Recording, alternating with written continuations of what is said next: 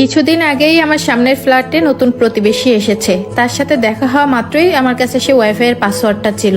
আমিও সাথে সাথে দিয়ে দিলাম, কারণ আমার তো তেমন একটা খরচ হচ্ছে না। তাছাড়া আমি সারাদিন তেমন একটা বাসায়ও থাকি না। তাছাড়া নতুন প্রতিবেশী এসেছে, তাকে যদি ওয়াইফাই এর পাসওয়ার্ডটা দিই, তার সাথে যদি আমার ভালো একটা সম্পর্ক গড়ে ওঠে, তাহলে মন্দ কিসের। গতকাল বাইরে থেকে বাজার করে আসতেছিলাম, তখন তাকে দরজার সামনে দেখলাম। দেখেই তার সাথে হালকা কুশল বিনিময় করলাম এবং কথা বলতে লাগলাম। কথা বলতে বলতে সে আমাকে জানালেন রিসেন্টলি সে নেটফ্লিক্সে সাবস্ক্রাইব করেছেন আর নতুন নতুন মুভি দেখে বেশ ভালোই সময় পার করতেছেন। আমিও একটু মজার ছলে বললাম, এত সময় পান কিভাবে? আমার তো সময়ই হয় না। আপনার নেটফ্লিক্সের একটু পাসওয়ার্ডটা যদি দিতেন, তাহলে আমিও কিছু মুভি দেখতাম। তার ঘরের দরজাটা খোলাই ছিল। রান্নাঘর থেকে তার বউ জোরে চেঁচিয়ে বলল, কোনো পাসওয়ার্ড দেওয়া যাবে না, আমরা টাকা দিয়ে সাবস্ক্রাইব করেছি। তার বউয়ের মুখ থেকে এরকম কথা শোনার পর ভদ্রলোক একটু চুপ হয়ে গেলেন, কিছুটা বিড়ম্বনাতেও পড়ে গেলেন। তারপর অপ্রস্তুত একটা হাসি নিয়ে আমার সাথে আবারও কথা বলা শুরু করলেন। আমিও